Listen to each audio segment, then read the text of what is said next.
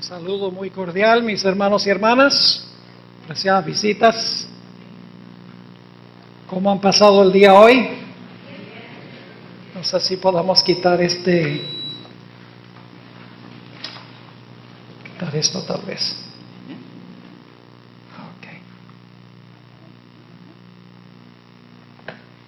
Así no se me resbala. Es un placer estar aquí con ustedes en la iglesia de Espeleta. Ha sido un largo viaje. Salí ayer en la mañana, a las 7 de la mañana. Claro, allá son 5 horas más temprano que aquí. Viajé 3 horas a la ciudad de Dallas. Esperé en el aeropuerto 8 horas. Y luego viajé 10 horas hasta Buenos Aires. Llegando esta mañana, un poquito retrasado el vuelo, más o menos a las 9 de la mañana. Pero gracias a Dios esta tarde pude echarme una buena siesta de unas 4 horas. Así que estoy como nuevo.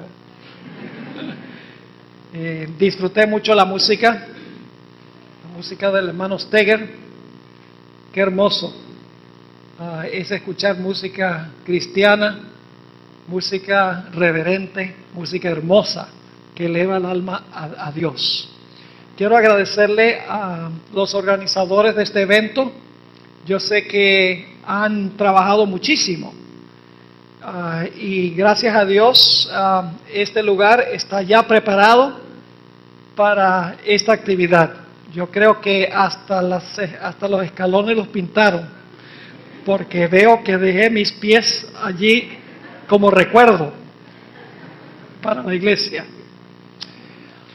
Bueno, durante esta semana, mis hermanos y hermanas, apreciadas visitas, vamos a estudiar algunas de las profecías más importantes de la Escritura.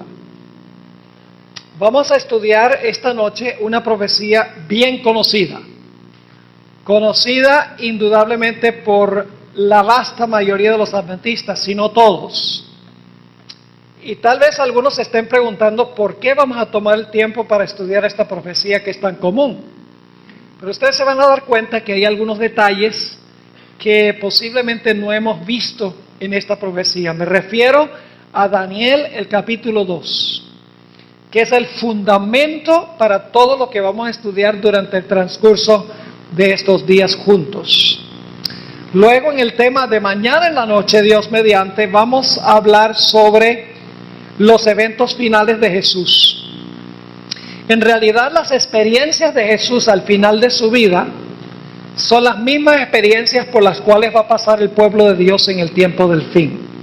Así que vamos a estudiar los eventos de la vida de Jesús y vamos a compararlos con lo que va a suceder con el pueblo de Dios en estos últimos días.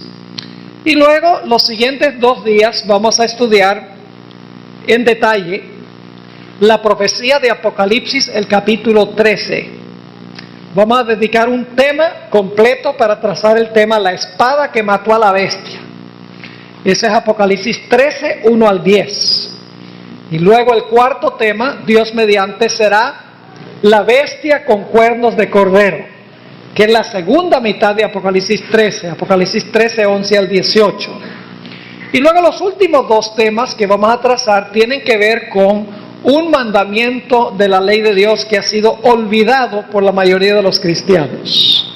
Vamos a hablar sobre el cuarto mandamiento de la ley de Dios. Y vamos a estudiar algunas cosas que posiblemente no han escuchado antes o generalmente no tocamos cuando estudiamos el tema sobre el cuarto mandamiento o en cuanto al sábado. Así que tenemos grandes cosas que estudiar. Vamos a estar aquí esta noche, miércoles, jueves, viernes en la noche y entonces el sábado en la mañana y el sábado por la tarde vamos a concluir esta serie de conferencias. Antes de abrir la profecía de Daniel 2, queremos pedir la bendición especial del Señor. Nunca debemos abrir su palabra sin elevar una oración a Dios, porque únicamente el Espíritu Santo, quien dio la palabra, es capaz de regresar para explicárnosla. Así que vamos a inclinar nuestros rostros y vamos a elevar una oración a nuestro Dios.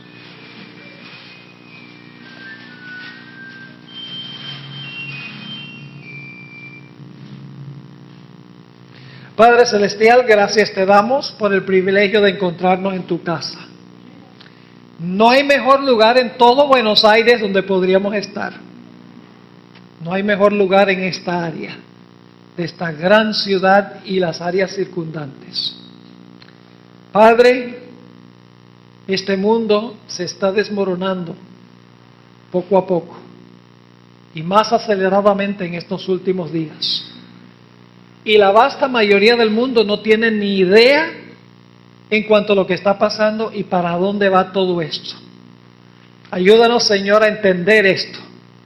Y no solo a entenderlo, sino a compartirlo con aquellos que están confundidos y que están preocupados por las cosas que están sucediendo en este mundo. Te pido, Señor, que dirijas nuestros pensamientos y nuestro estudio. Te damos gracias por escuchar nuestra oración, porque te lo pedimos en el precioso nombre de Jesús. Amén. Bien, quiero invitarles a abrir sus Biblias conmigo al libro de Daniel, el capítulo 2. Daniel, el capítulo 2. Y vamos a comenzar nuestro estudio en el versículo 29, Daniel 2 y el versículo 29. Y debo advertirles algo al empezar nuestro estudio. Algunas noches vamos a ir un poco largo, porque hay mucho material que cubrir, es complejo y quiero que entiendan bien. Yo generalmente repito mucho, mi esposa me dice que repito demasiado, pero es la forma como se graban las cosas, es repitiendo. Así aprende el loro a hablar, repitiendo. Entonces así, esa es la clave para poder aprender bien las cosas, es la repetición. Así que no se preocupen por el reloj. Yo voy a estar nada más pocos días con ustedes y luego entonces ustedes vuelven a la rutina común y corriente. Ahora, Daniel 2:29 nos dice que el rey Nabucodonosor, cuando se acostó a dormir, estaba pensando en algo. Vamos a ver en qué estaba pensando el rey. Dice en Daniel 2:29, y aquí está hablando Daniel al rey: estando tú, oh rey, en tu cama, te vinieron pensamientos por saber lo que había de ser en lo porvenir. ¿Qué estaba pensando el rey cuando se acostó? ¿Qué es lo que iba a suceder en el futuro? Y fíjense lo que sigue diciendo: y el que revela los misterios te mostró lo que ha de ser. Yo pregunto, ¿puede Dios leer los pensamientos de los seres humanos? Esta es una evidencia clara de que Dios puede leer los pensamientos, porque el rey estaba pensando en el futuro. Dios dice: ¿tú quieres saber qué va a pasar en el futuro? Aquí te voy a dar un sueño para que sepas qué es lo que va a suceder en el futuro. Pero luego algo sucede. El rey Nabucodonosor, cuando se despierta, se le olvidó el sueño. Qué interesante que Dios le diera un sueño y que luego entonces Dios le vetara el sueño que tuvo.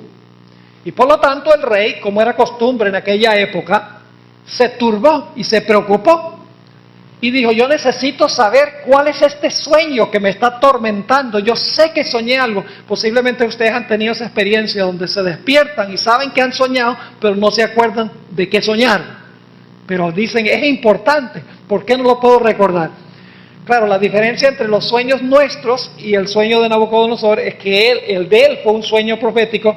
El de nosotros generalmente es porque comimos demasiada pizza o porque intemperamos, ¿verdad?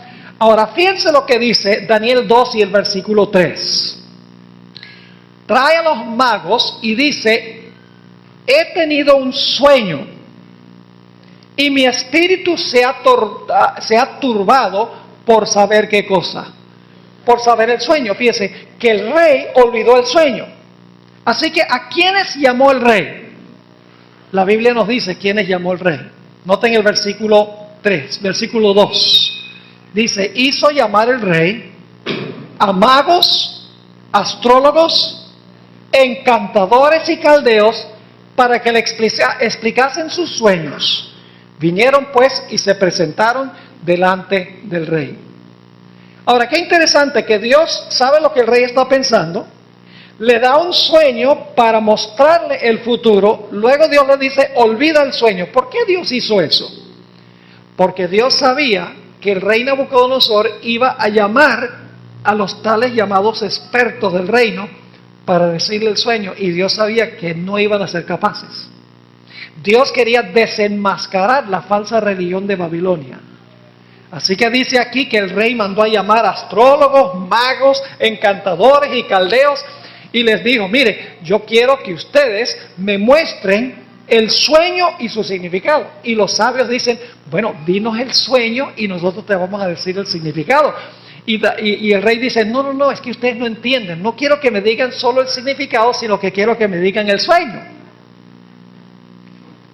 Claro, no podían, porque Satanás no sabía cuál era el sueño, porque Satanás no puede leer la mente. Yo me imagino que Satanás estaba ansioso de saber el sueño para decírselo a los magos, para que los magos se lo dijeran al rey a través de Daniel, y entonces todo el mundo diría, estos sí son sabios, estos saben qué va a pasar en el futuro.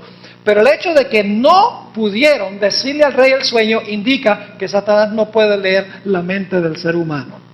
En Daniel 2 y el versículo 10 dice, los caldeos respondieron delante del rey y dijeron, no hay hombre sobre la tierra que pueda declarar el asunto al rey.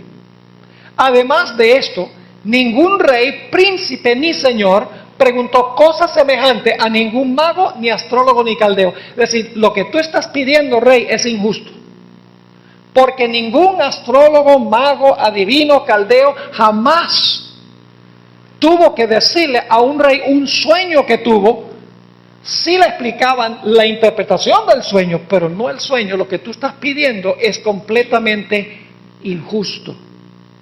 De esta manera Dios desenmascaró la falsa religión de Babilonia y demostró que los magos, los astrólogos, los caldeos y los adivinos no podían saber el futuro y no sabían lo que el rey había estado pensando.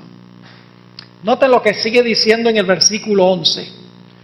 Siguen diciendo los magos, porque el asunto que el rey demanda es difícil y no hay quien lo pueda declarar al rey salvo quienes, salvo los dioses cuya morada no es con la carne. Ahora, ¿pueden ustedes pensar de otro versículo que tiene palabras parecidas a Daniel 2 y el versículo 11? Los dioses cuya morada no es con carne. ¿Saben que en la antigüedad los paganos creían que sus dioses ocultaban información? Los dioses paganos no revelaban, sino que ocultaban las cosas. Pero la Biblia nos dice que Dios es lo contrario. Fíjense lo que dice en el Evangelio según San Juan, el capítulo 1 y el versículo 14. Guarden su lugar ahí en Daniel 2, porque vamos a volver allí. Vamos a Juan 1 y el versículo 14. Recuerden que las tres palabras son los dioses cuya morada no es con carne. Es decir, ellos están ocultando este secreto. Ellos no quieren revelar este secreto en cuanto al sueño que tú tuviste. Nos dice en Juan 1:14, aquel verbo. ¿Y quién es ese verbo? Jesús. Es aquel verbo fue hecho carne. Ahora, ¿quién era el verbo? En el principio era el verbo, y el verbo era con Dios, y el verbo era ¿qué? El verbo era Dios. Ahora fíjense, dice, aquel verbo, ¿quién es Dios? Llegó a ser ¿qué? Llegó a ser carne, ¿y qué más?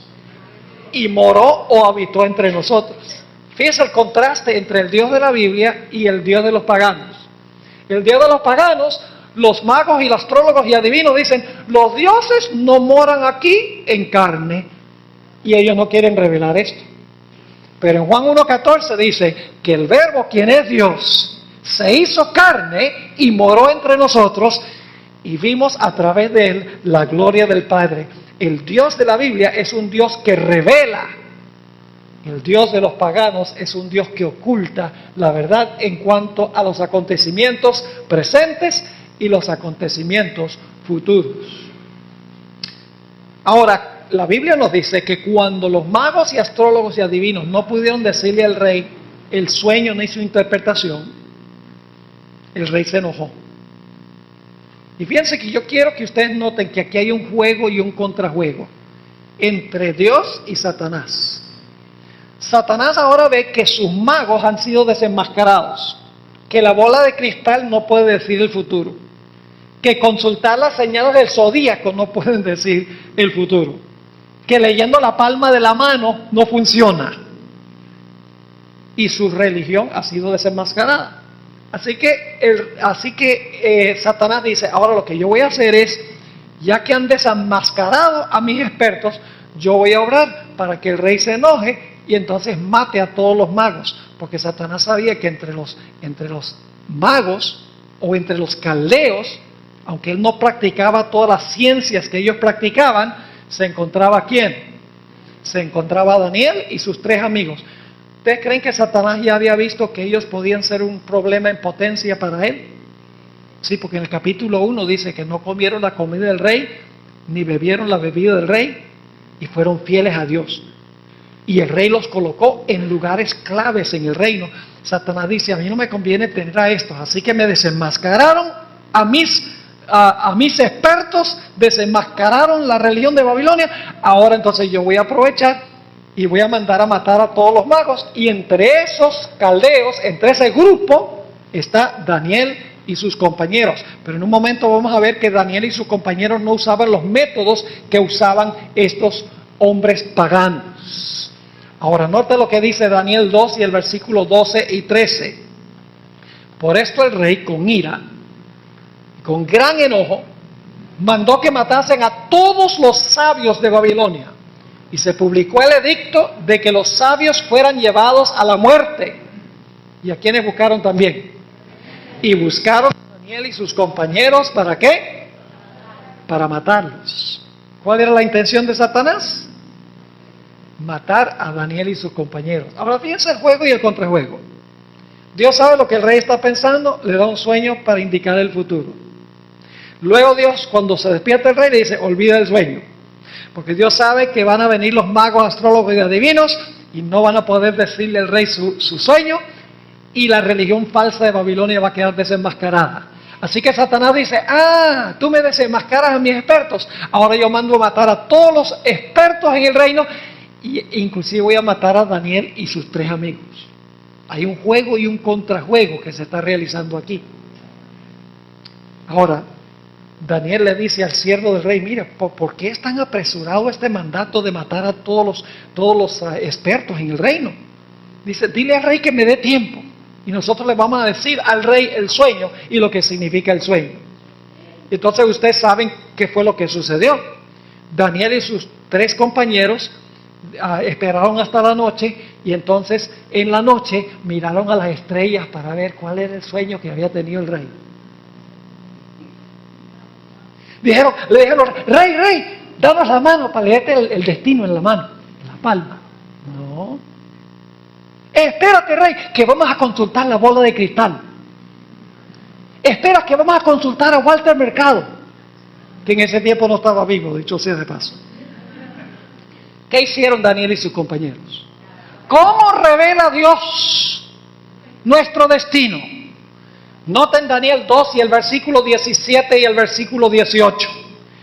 Dice, luego se fue Daniel a su casa e hizo saber lo que había a Ananías, Misael y Azarías, sus compañeros, para que hicieran ¿qué cosa?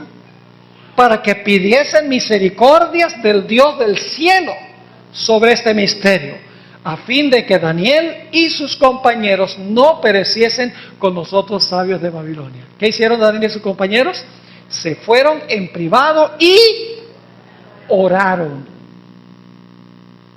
Y la Biblia nos dice que cuando oraron, Dios en una visión de la noche, o sea, en un sueño, Dios le reveló a Daniel el sueño que había tenido el rey y le reveló también el significado del sueño que Dios le había dado. Por eso dice en Amós 3:7, ni siquiera tienen que buscarlo porque lo conocen, dice, no hará nada Jehová el Señor sin que revele su secreto a sus siervos los profetas. Dios demostró que Él es un Dios que quiere que sepamos en cuanto al futuro. Dios no quiere ocultarnos la verdad. Dios no quiere ocultarnos lo que está ocurriendo y lo que va a ocurrir. Dios es un Dios no que oculta, sino que un Dios que revela. Es diferente que el Dios o los dioses de los paganos. Porque Dios es el Dios que quiere comunicarse con el ser humano.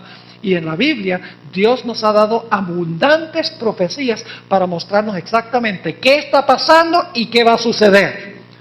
Porque Dios no hace nada sin que revele su secreto a sus siervos los profetas. Y fíjense, Satanás quería que Daniel y sus compañeros fueran muertos.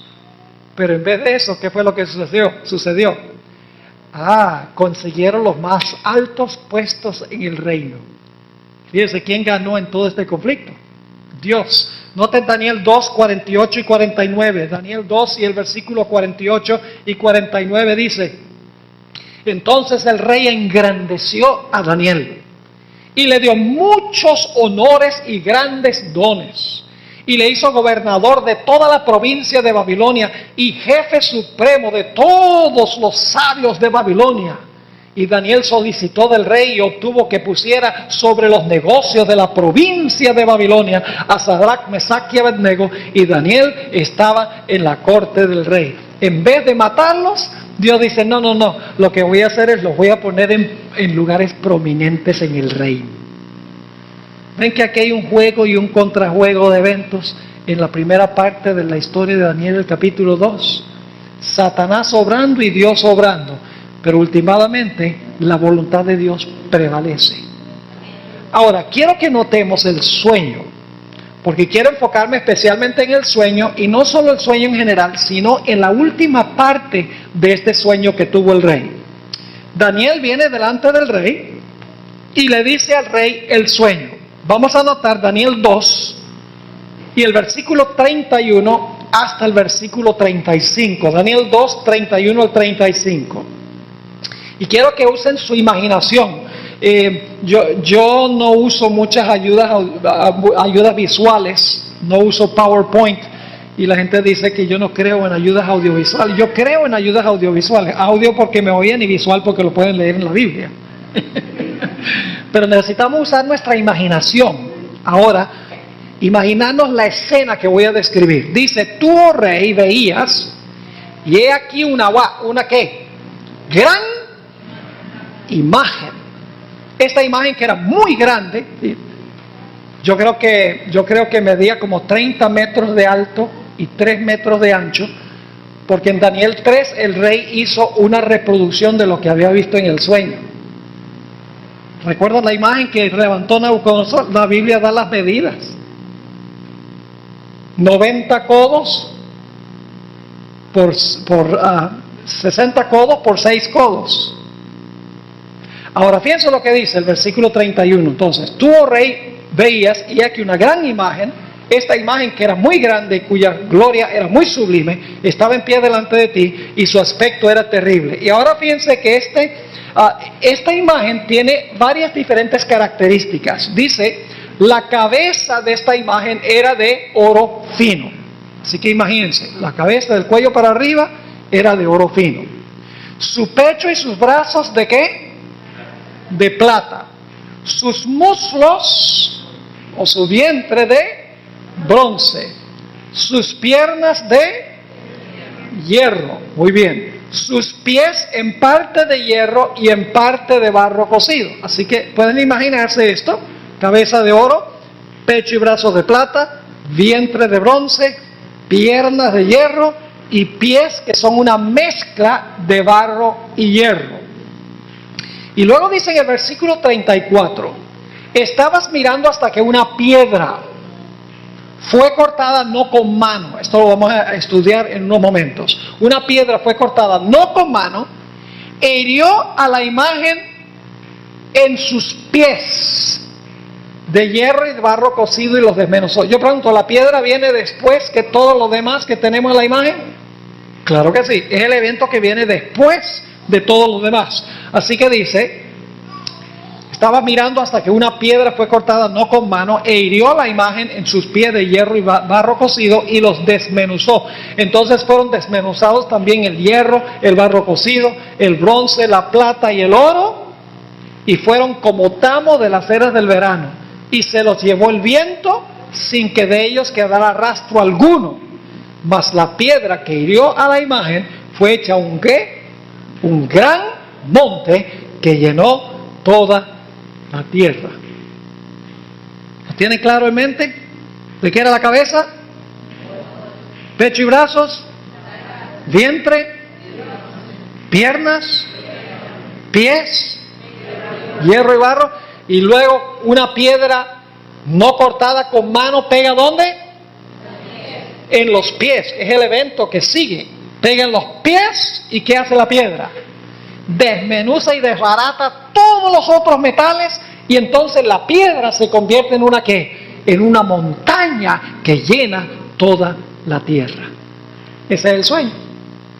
Claro, la pregunta clave es ¿qué es lo que significa este sueño? ¿Cuál es la interpretación del sueño? Entender el significado de este sueño es lo más crucial para entender todas las profecías de la Biblia.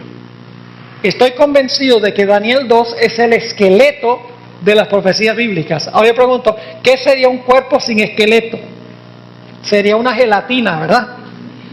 Lo que le da estructura a las profecías es la profecía de Daniel 2. Todos los demás detalles edifican sobre la profecía de Daniel 2. Por eso es que estamos estudiando esta profecía esta noche, porque es fundamental, es crucial, es la base para todo lo demás que vamos a estudiar durante el transcurso de estos días.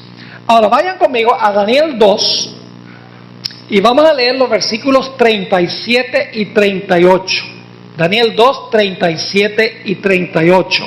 Y quiero preguntarles, en esta profecía, ¿hay algún paréntesis en alguna parte? Dice, bueno, viene la cabeza de oro, luego pasa un tiempo largo y después viene el reino de plata. ¿Hay interrupciones en el desarrollo de Daniel 2? No, es un evento que sucede inmediatamente después del otro. Ahora fíjense lo que dice Daniel 2, 37 y 38. Aquí está hablando Daniel al rey. Dice, tú, oh rey, eres rey de reyes. ¿Por qué era rey de reyes Nabucodonosor? Porque el Dios del cielo te ha dado reino, poder, fuerza y majestad. Y donde quiera que habitan hijos de hombres, bestias del campo y aves del cielo, Él los ha entregado en tu mano y te ha dado el dominio sobre todo. ¿Por qué era rey Nabucodonosor? ¿Porque era más inteligente? ¿Porque tenía mejores armas? ¿Porque tenía más ejércitos? ¿Por qué razón? Porque Dios lo puso a gobernar. Ahora fíjense lo que dice la última frase de Daniel 2:38. Le dice Daniel, tú eres aquella cabeza de oro. Y claro, el rey representa un reino. ¿Cuál era el reino sobre el cual gobernaba Nabucodonosor? Babilonia. Así que la cabeza de oro representa no solo a Babilonia en persona, sino que representa el reino sobre el cual Nabucodonosor gobierna. Ahora yo pregunto entonces, Daniel 2 nos dice a dónde comienza el sueño. ¿A dónde comienza a cumplirse el sueño, sí o no? Comienza a cumplirse el sueño en los mismos días cuando Dios le dio el sueño al rey. Ahí comienza el proceso de cumplimiento. Nos da el punto de inicio, Daniel 2, de la profecía de este capítulo. Ahora, fíjense lo que sigue diciendo. Dice en el versículo 38, y después de ti se levantará ¿qué cosa? Otro reino. Fíjense que el primer reino es un reino, porque dice, se va a levantar otro reino, así que el primer reino también era un reino. No solamente era Nabucodonosor la cabeza de oro. Así que dice que se iba a levantar otro reino inferior al tuyo. Ahora yo pregunto, ¿cuál fue el reino que se levantó después del reino de Babilonia?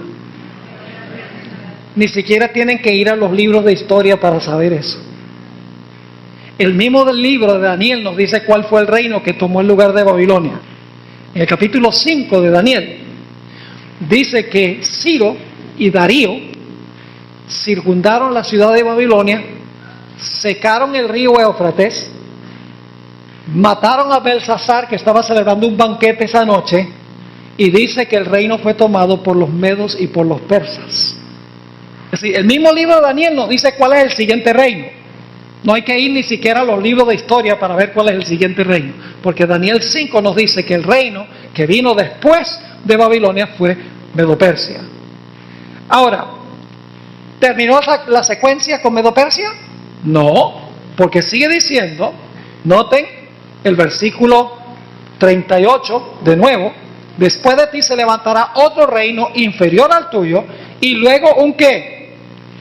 Un tercer reino de bronce, el cual dominará sobre toda la tierra. Yo pregunto, ¿cuál fue el reino que sucedió al reino de los medos y los persas?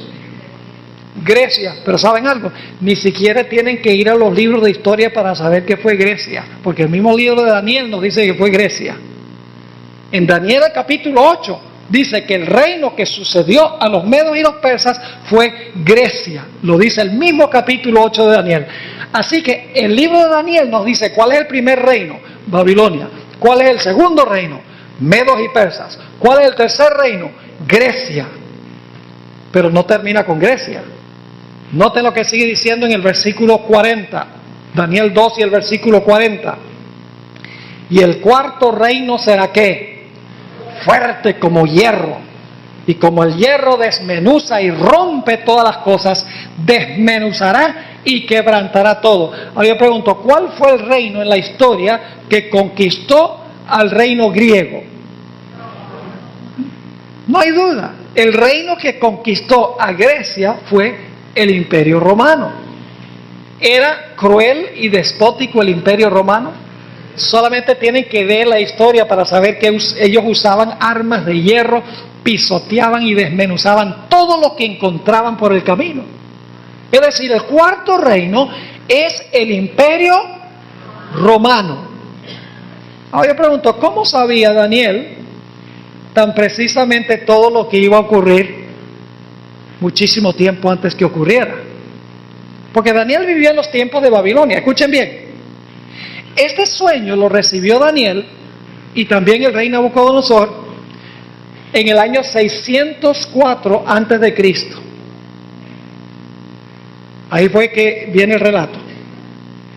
¿Cómo sabía Daniel que después de Babilonia, que iba a gobernar 70 años, que Babilonia iba a caer, se iban a levantar los medos y los persas, y que luego los medos y los persas iban a gobernar hasta el año 331 a.C., y luego iban a gobernar los griegos, que gobernaron hasta el año 168 a.C., y que después de eso se iba a levantar un reino despótico que iba a gobernar como cuarto reino?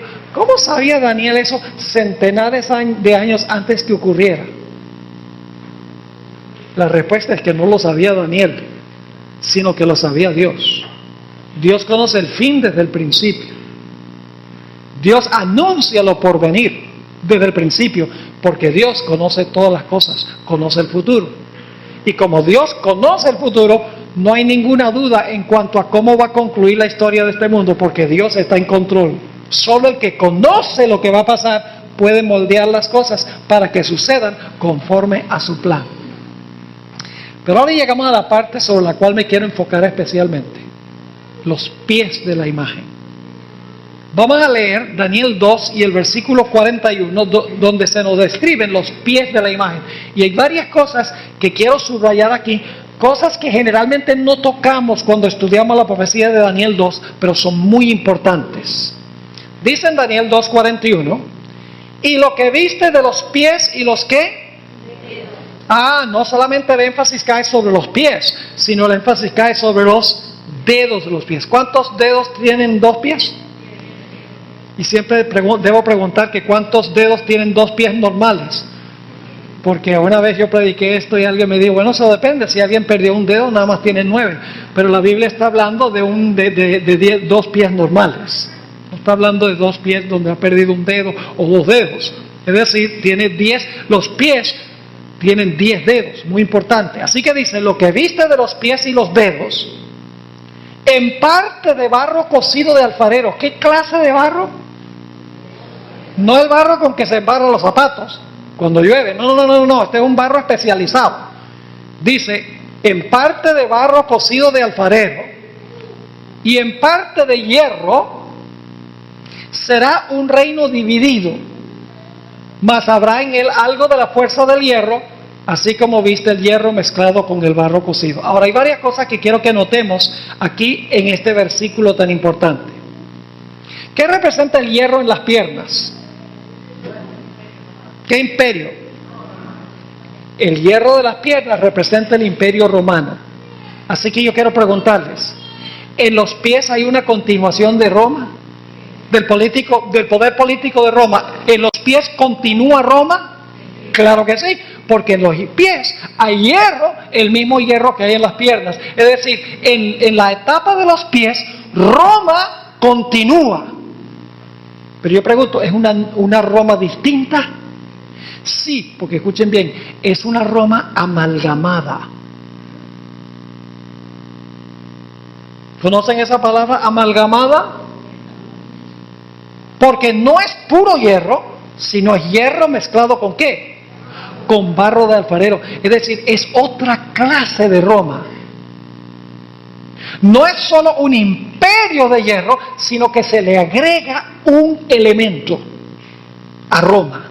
Es una Roma mezclada entre dos cosas. ¿Qué clase de barro es? Barro de alfarero. Ahora, yo pregunto, ¿el barro de alfarero es bueno? ¿Es útil el barro de alfarero? Claro que es útil. Muchas de las vasijas que usa la gente son hechas de barro de alfarero. Yo pregunto, ¿el hierro es bueno? Si no hubiera hierro no estaríamos aquí debajo de este techo. Hay mucho hierro allí. El barro es bueno y el hierro es bueno. ¿Estamos de acuerdo? Cada uno en su esfera. ¿A dónde surge el problema? El problema es cuando usted toma el barro y el hierro y los ¿qué? Y los mezcla.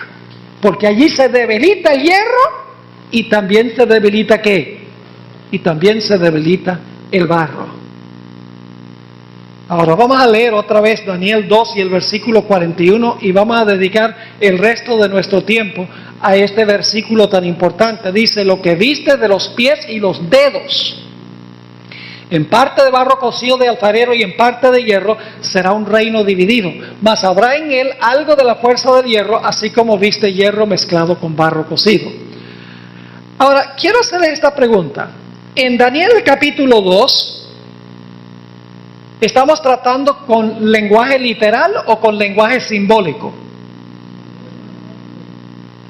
Yo pregunto, ¿el oro es simbólico? Claro que es simbólico. ¿Qué representa? A Babilonia. Es un símbolo de Babilonia. ¿La plata es simbólica? Sí, porque simboliza ¿qué? Sí, pues el Medo Persia no era literalmente de plata. La plata representa a los medios y los persas. Yo pregunto, ¿el bronce es simbólico? ¿El hierro es simbólico? ¿La piedra es simbólica?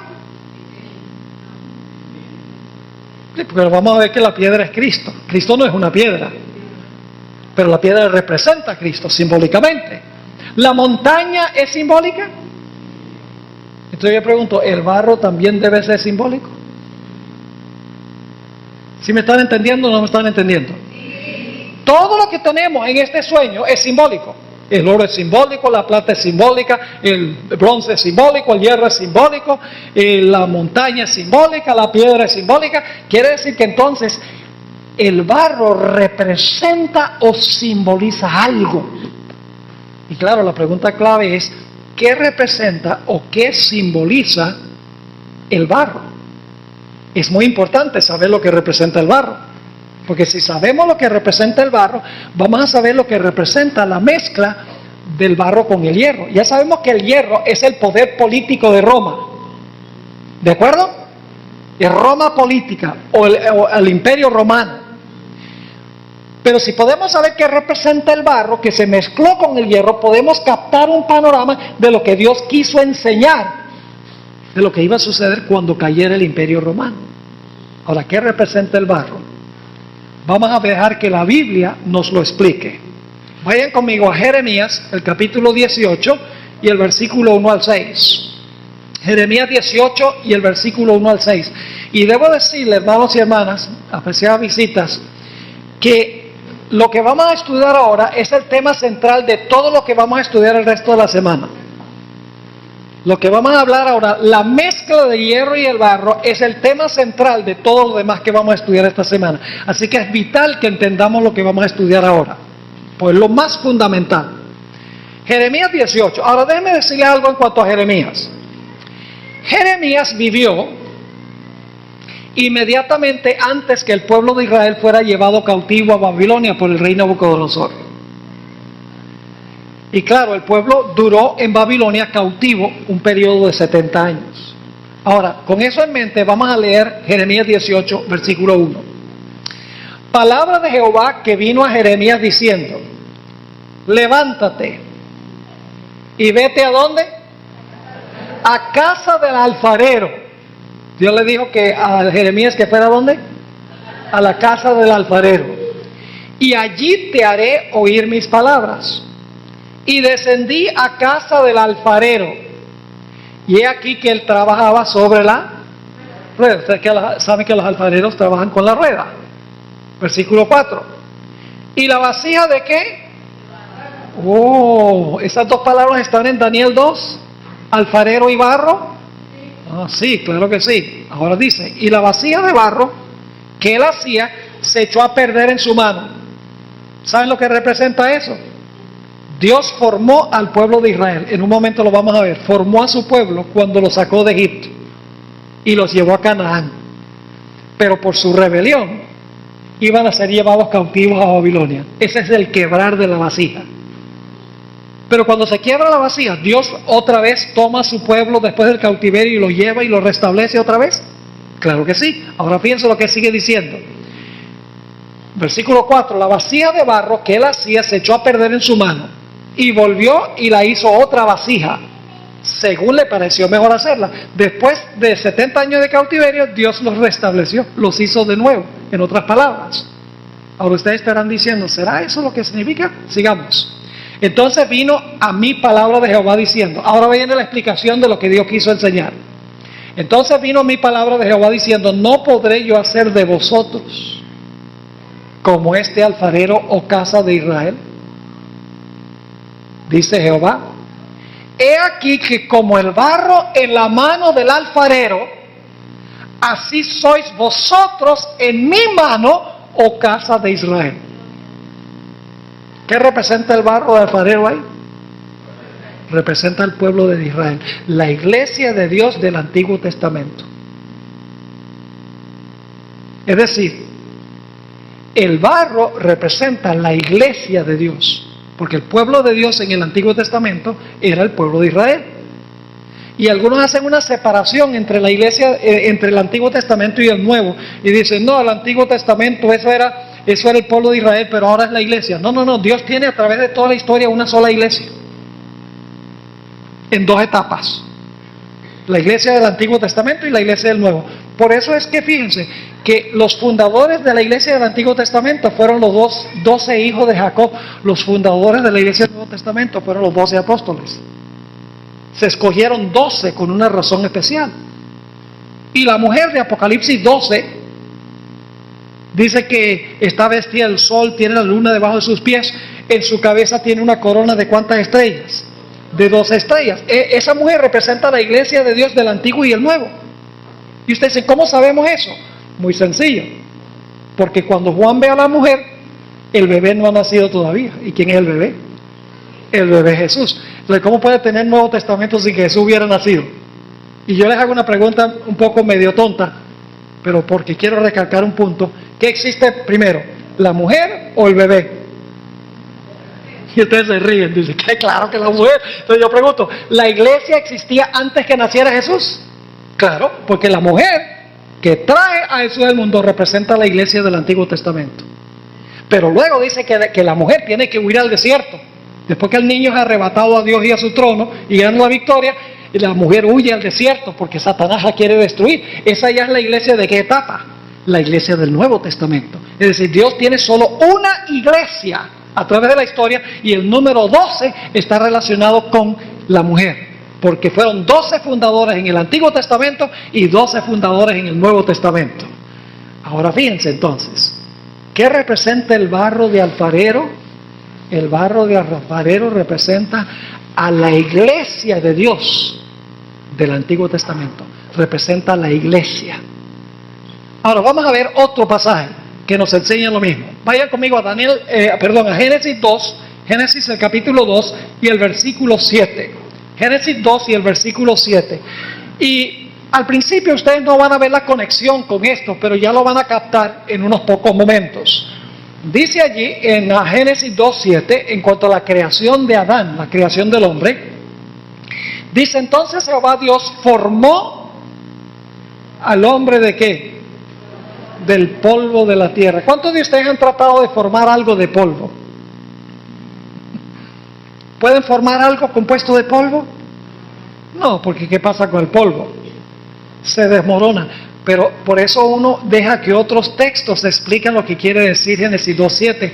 Dios usó polvo, pero era polvo mojado. Era barro. ¿Dónde dice la Biblia eso? Vamos a Isaías 64 y el versículo 8. Isaías 64 y el versículo 8 nos dice qué clase de polvo usa Dios. No fue polvo que se desmorona, polvo seco, no. Era polvo mojado, era barro de alfarero. Dice allí en Isaías 64 y el versículo 8: ahora pues Jehová, tú eres nuestro ¿qué? Nuestro Padre. ¿Y nosotros qué somos?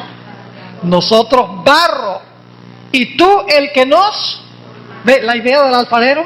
Tú el que nos formaste. Así que obra de tus manos somos todos nosotros. Es decir, Dios tomó barro de la tierra y como un alfarero del barro formó el cuerpo del hombre.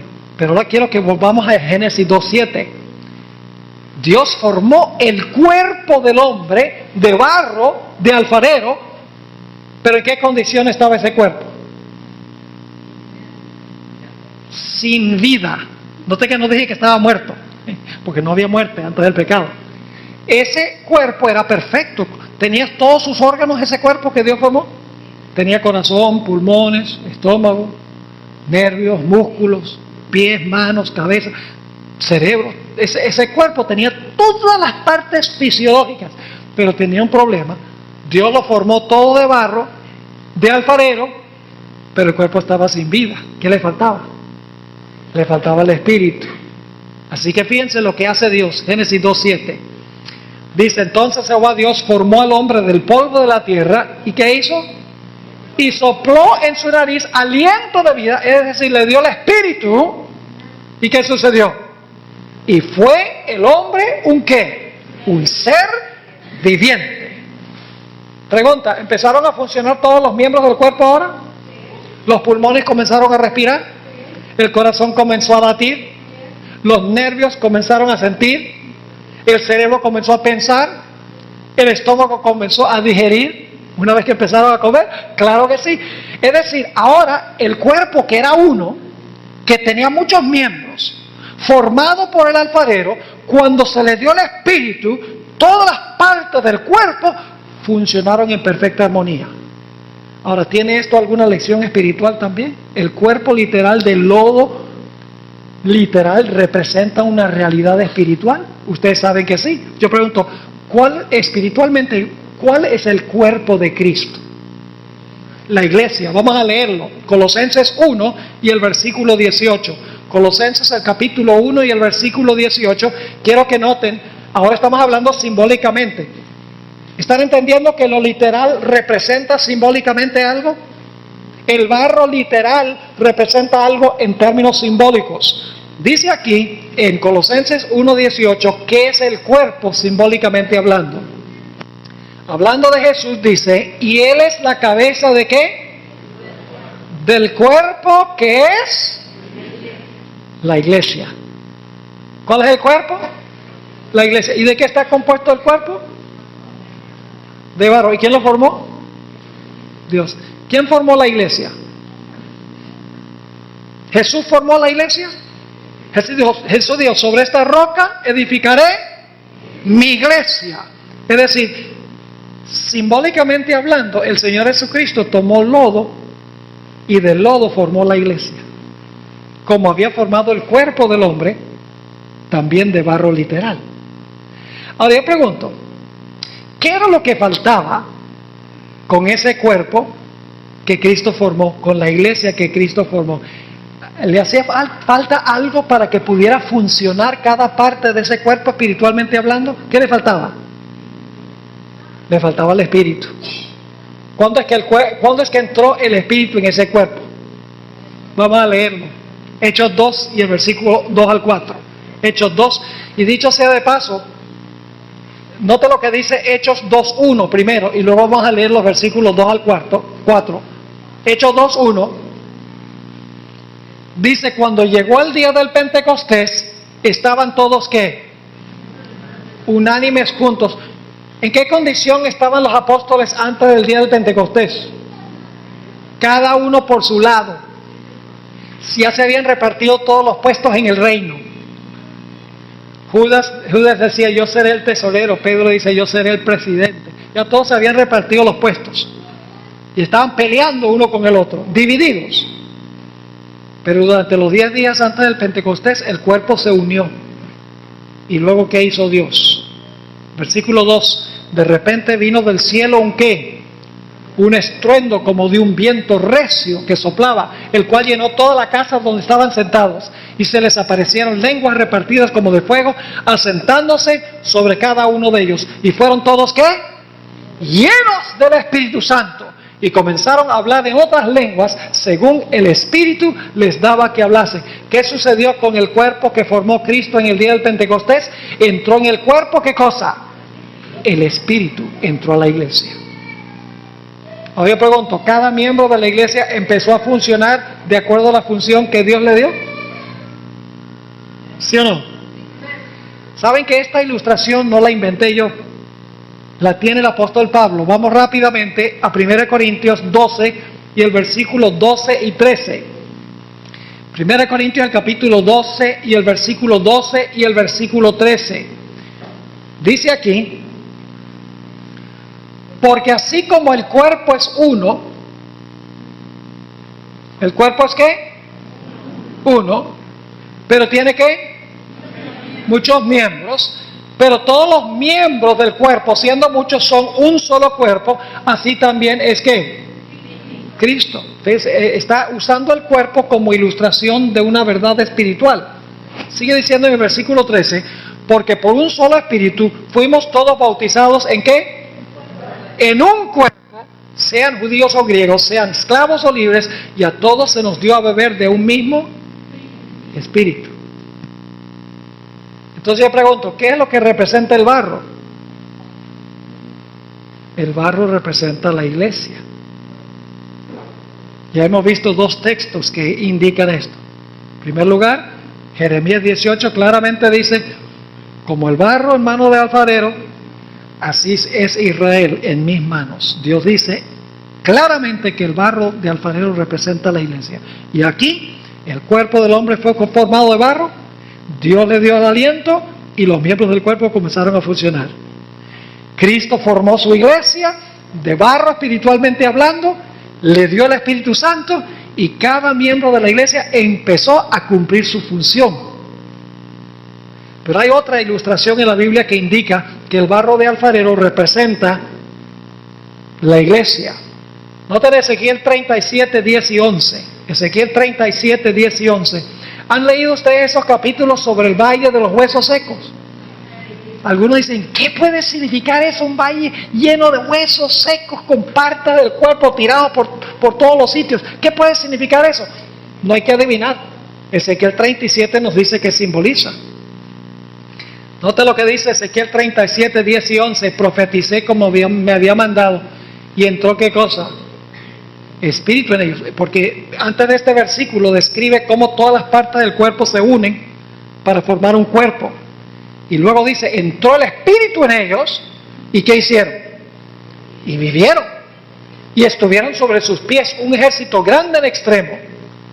Y luego explica qué representan estos cuerpos que resucitaron, dice, me dijo luego, hijo de hombre, todos estos huesos son ¿qué cosa? La casa de Israel. He aquí, ellos dicen, nuestros huesos se secaron y pereció nuestra esperanza y somos del todo destruidos. Pero Dios está diciendo, aunque ustedes van a ir a cautiverio y ustedes parecen unos huesos regados por todas las naciones, yo los voy a reunir de nuevo en Jerusalén. Yo los voy a restaurar después del cautiverio. Así que ¿qué representa ese cuerpo todo desmoronado que luego Dios junta y le da su espíritu? Representa la iglesia, representa a Israel. Entonces, ¿qué representa el barro de alfarero? El barro de alfarero representa ¿qué? La iglesia. Yo pregunto, ¿la iglesia es buena como iglesia? ¿Es importante la iglesia? ¿Dios fundó la iglesia? Sí. ¿El Estado es importante? ¿El poder civil es importante? ¿Dios estableció el poder civil? Lean Romanos 13. Dice que el poder civil es ministro de Dios para cumplir las leyes civiles. Es decir, Dios estableció la iglesia y Dios estableció el Estado o el poder civil. Cada uno es útil.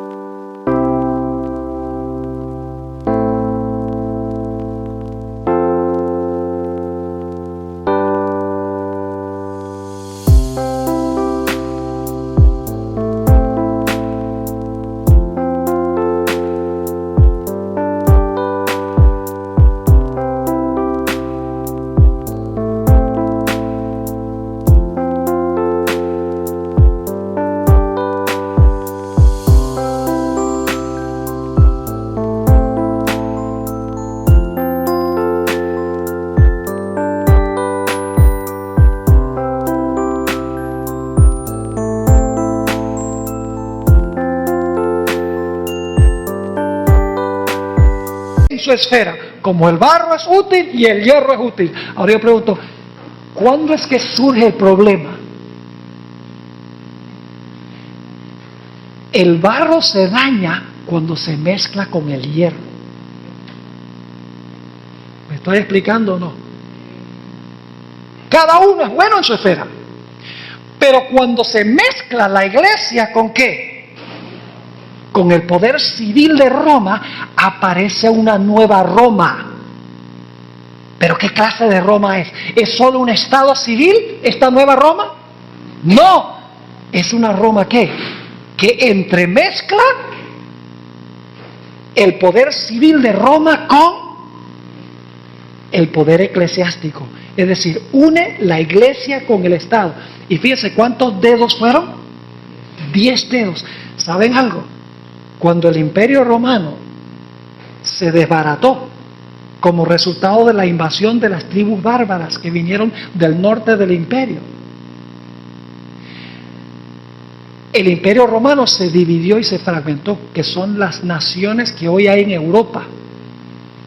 Porque en ese tiempo no crean que hablaban francés y hablaban alemán y suizo y español y portugués. No. En el Imperio Romano había un idioma uniforme en todo el imperio. Pero las tribus bárbaras vinieron al imperio y se fragmentaron el imperio y lo dividieron en 10 reinos. Y luego la profecía dice que en medio de esos 10 reinos iba a haber una mezcla del poder eclesiástico con el poder civil. Una Roma que iba a mezclar la iglesia con el Estado. Yo pregunto, ¿fue eso exactamente lo que sucedió? Exactamente lo que sucedió. Lo vamos a estudiar en noches subsiguientes. Pero ahora quiero que vayamos a Apocalipsis 17. Vamos a Apocalipsis 17. Y ahora les voy a mostrar otros símbolos que se usan para enseñar la misma verdad de la unión de la iglesia con el Estado. En Daniel dice que el hierro es el poder civil, el barro es la iglesia y se mezclan. En Apocalipsis 17 se enseña la misma verdad pero con otros símbolos. Noten Apocalipsis 17, 1 y 2. Vino entonces uno de los 7 ángeles que tenía las 7 copas y habló conmigo diciéndome: ven acá y te mostraré la sentencia contra ¿quién? Contra la gran ramera. Una mujer, ¿qué clase de mujer? Una mujer que se ha prostituido. ¿Con quién debe estar casada la iglesia? ¿Quién es el marido de la iglesia? El marido de la iglesia es Cristo Jesús. Pero aquí habla de una mujer que se ha prostituido. ¿Por qué se prostituyó? ¿Qué la convirtió a ella en una prostituta o en una ramera? Él lo dice allí, vamos a leerlo.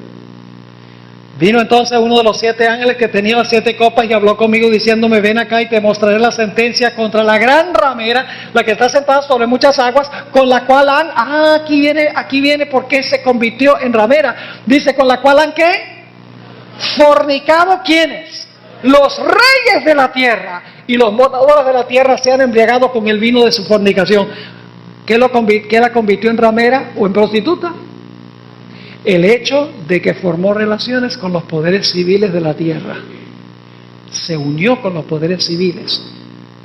Es decir, en vez de estar casada con Jesús, se prostituyó con los poderes civiles del mundo. Es la misma lección con otro simbolismo. Es decir, el hierro y el barro es lo mismo que la ramera y los reyes. ¿Me están entendiendo lo que estoy diciendo? Que es una unión ilegítima, porque Dios quiere que la iglesia sea iglesia y el Estado sea Estado. Dios no quiere que la iglesia se entrometa en los asuntos civiles, ni que el poder civil se entrometa en los asuntos de la iglesia. Dios quiere que la iglesia funcione en asuntos religiosos como iglesia, y quiere que el Estado funcione en asuntos civiles como Estado. Cuando se mezcla la iglesia con el Estado, es que viene la apostasía. Es cuando la iglesia se convierte en una ramera. Es la mezcla del hierro con el barro. ¿Me están entendiendo? Ahora quiero leerles una cita muy importante del espíritu de profecía.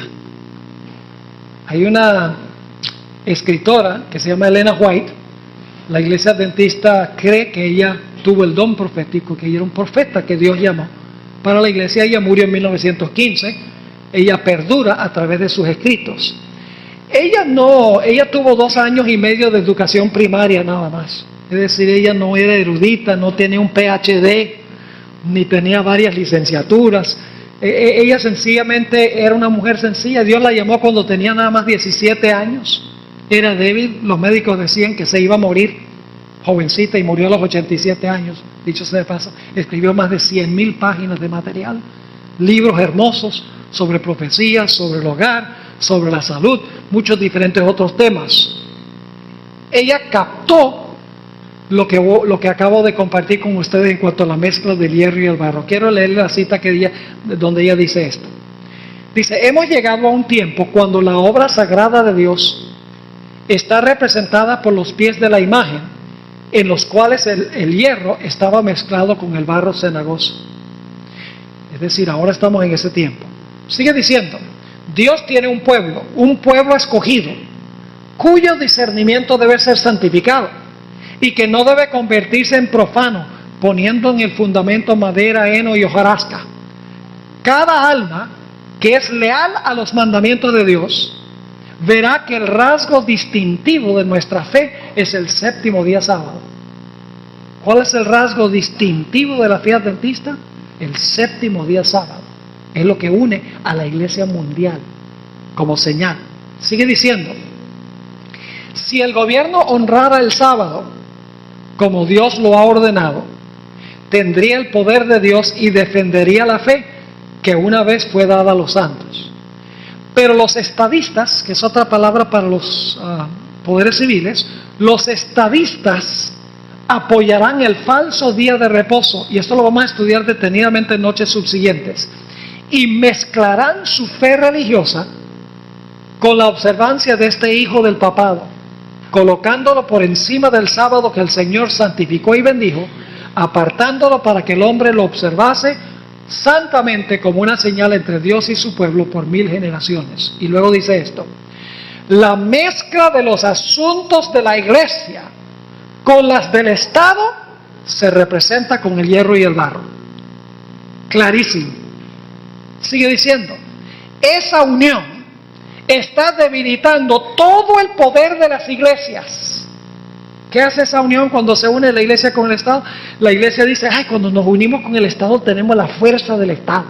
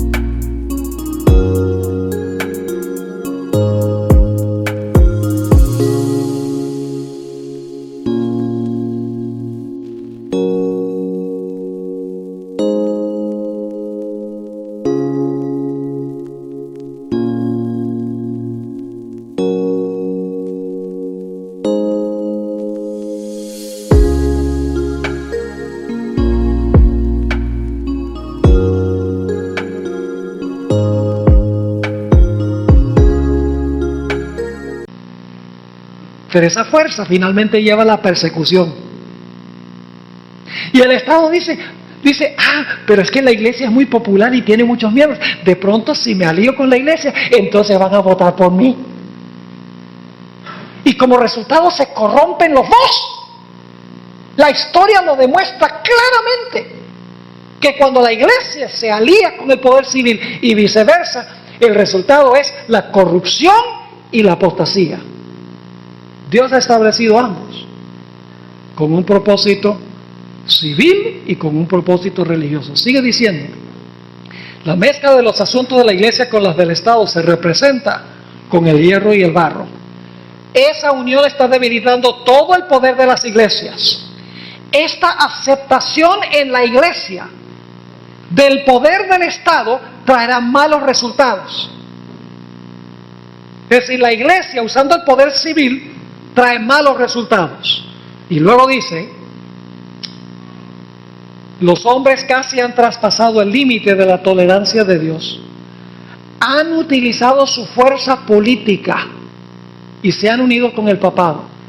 Pero llegará el tiempo cuando Dios castigará a los que han invalidado su ley y sus malas obras recaerán sobre ellos mismos. Qué cita tan extraordinaria. Y vamos a ver, escuchen, en cada profecía del fin, sea Daniel 2, sea Daniel 7, sea Daniel 11, sea Apocalipsis 12, sea Apocalipsis 13, Apocalipsis 17, tiene este punto central del cual estamos hablando ahora. Lo más terrible en todas las profecías es cuando el poder civil se une con el poder religioso y viceversa. Siempre ha traído persecución como resultado. Ahora necesitamos mencionar dos cosas más antes de terminar. ¿Qué representa la piedra? A ver, ¿qué representa la piedra que va a destruir todos los reinos de la tierra? Esa piedra es Cristo Jesús. Fíjense lo que dice Primera de Pedro, el capítulo 2 y el versículo 6. Primera de Pedro, el capítulo 2, 6, identifica la piedra. Dice allí, por lo cual también contiene la Escritura. He aquí pongo en Sión, ¿qué cosa? La piedra principal del ángulo, escogida, preciosa, y el que creyere en él no será ¿qué? El que creyere en él no será avergonzado. La piedra representa ¿a quién? A Cristo. El apóstol Pablo dice, la roca era Cristo, en 1 Corintios 10 y el versículo 4. Es decir, la roca que pega en los pies de la imagen representa a Cristo Jesús. Ahora, ¿qué clase de piedra era según vimos? Una piedra cortada, ¿qué? No con mano. ¿Qué significa esa expresión, cortada no con mano? Escuchen lo que les voy a decir. Los políticos de este mundo no saben cómo resolver los problemas de este mundo. Tal vez no estén dispuestos de admitirlo, pero el mundo se ha vuelto tan complicado. Las riñas entre naciones, los desastres naturales, los cambios climáticos, la criminalidad, se ha vuelto tan compleja que los políticos no saben qué hacer. Así de sencillo es. Esto no lo arregla nadie. Ahora, no significa por eso que no se necesita un poder civil. Se necesita el poder civil, porque si no tuviéramos eso, entonces sí sería un desorden. Mucho más que lo que tenemos ahora, porque Dios ha colocado el poder civil para preservar el orden de la sociedad, pero no para interferir en los asuntos eclesiásticos. Y vamos a estudiar mañana a la noche que el poder civil puede tener mucho que decir en cuanto a los últimos 6 mandamientos de la ley de Dios, pero no puede decir nada sobre los primeros 4. Porque los primeros 4 mandamientos describen mi responsabilidad para con mi Dios. Y el poder civil no puede decir nada en cuanto a eso. Al menos, claro, que yo quebrante una ley civil.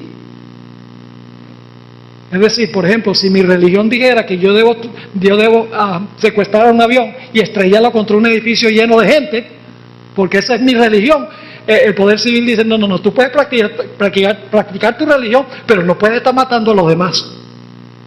Es decir, tú puedes practicar tu religión siempre y cuando no infrinja los derechos de los demás. Mañana vamos a estudiar qué le debemos a Dios y qué le debemos a César, qué le debemos a la iglesia y qué le debemos al Estado. La gente está confundida, la gente no sabe. Y por eso creen que está bien unir el poder civil con la iglesia, porque eso va a beneficiar a la iglesia. Nunca beneficia a la iglesia, ni tampoco beneficia el poder civil.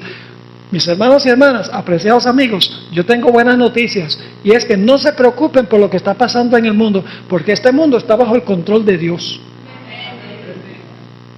Y usted dice, pero pastor, parece descontrolado. Sí, está descontrolado, pero cuando estamos en el lado de Dios, nosotros sabemos cómo va a terminar esto. Y tenemos que estar seguros de estar en el lado correcto. Porque cuando estamos con Dios, no hay nada que nos preocupe. Mire, yo no me angustio por lo que está pasando en el mundo. Las profecías dicen que esto iba a pasar. Y que va a ser peor que lo que estamos viendo ahora. Que finalmente va a ver, el mundo va a ver esto como un callejón sin salida. Y usted, ay pastor, qué angustia. No se angustie. Está profetizado. Nada más esté seguro de que está del lado de Dios. Porque en medio de la tribulación y la tormenta, usted puede tener paz. Fíjese Jesús, cuando vino la tormenta en el lago, los discípulos sacando agua a millón, sacando agua del barco y mirando los relámpagos y escuchando los truenos y angustiados.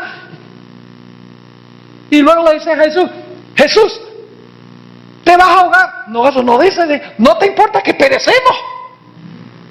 Ellos no estaban preocupados en cuanto a Jesús, estaban preocupados en cuanto a su propio pellejo. Y el Señor Jesucristo se para con toda la calma del caso. Dice en el deseo de toda la gente que en su rostro había perfecta paz. En medio de la tormenta, paz. Y levantó las manos y dijo, ¡paz! ¡Haya paz! Y la tormenta inmediatamente se calmó. Y luego Jesús reprende a los discípulos por su falta de fe, su falta de confianza en la paz que solo Dios puede dar a tu corazón.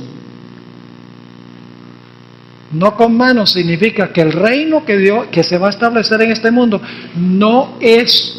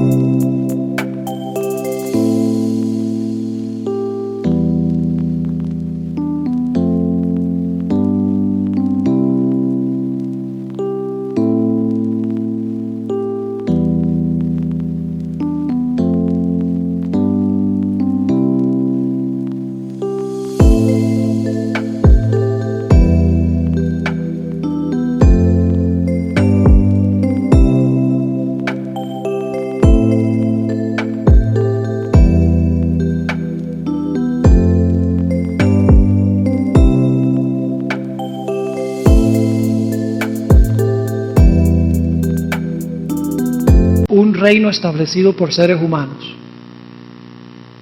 No va a ser un nuevo orden mundial establecido por las Naciones Unidas. No.